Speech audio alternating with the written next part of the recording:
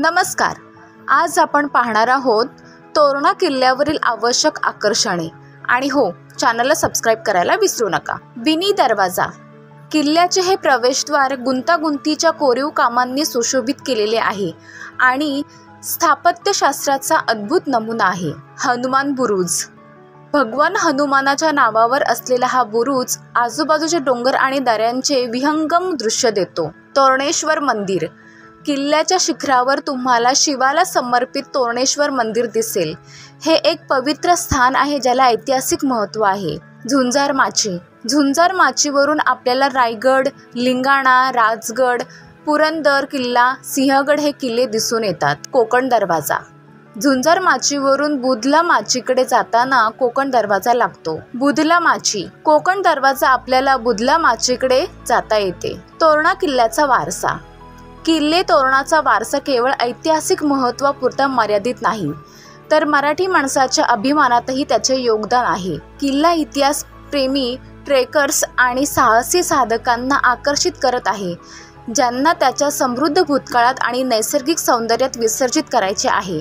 किल्ले तोरणा त्याच्या गौरवशाली इतिहासासह आणि चित्तथरारक निसर्गदृश्यासह महाराष्ट्राचा वारसा आणि लवचिकतेचे प्रतीक आहे.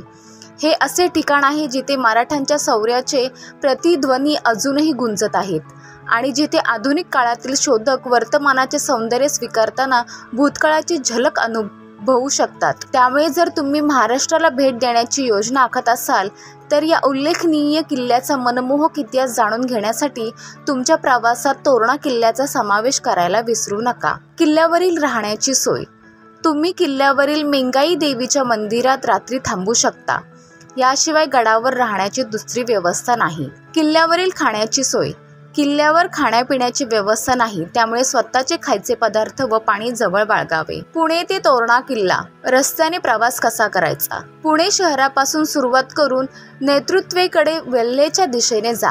वेल्हे पुण्यापासून सुमारे 50 किलोमीटर अंतरावर आहे आणि कारने प्रवास करण्यासाठी अंदाजे 1.5 ते 2 तास लागतात. तोरणा किल्ला ट्रेकसाठी पायथ्याचे गाव असलेल्या वेल्हेला पोहोचा आणि ट्रेकिंगच्या दिशानिर्देश आणि पार्किंगसाठी लोकांशी संपर्क किंवा चौकशी करू शकता. आगगाडीने प्रवास करायचा असेल तर कसा करायचा?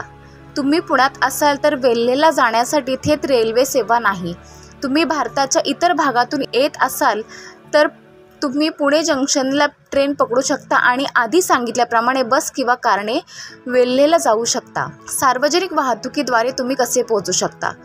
तुम्ही सार्वजनिक वाहतुकीने प्रवास करत असाल तर वेल्हेला जाण्यासाठी तुम्ही पुणे शहर बस, स्वारगेट बस स्थानकावरून किंवा सामायिक टॅक्सी घेऊ शकता. वेल्हेला पोहोचल्यावर तुम्ही किल्ले तोरणाचा ट्रेक सुरू करू शकता.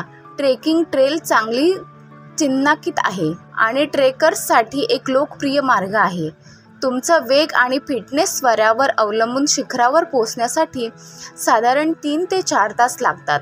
वाटेत तुम्ही हिरवळ, निसर्गरम्य लँडस्केप्स आदी ऐतिहासिक अवशेषांमधून जाल, ज्यामुळे ट्रेकचा अनुभव समृद्ध होईल. धन्यवाद.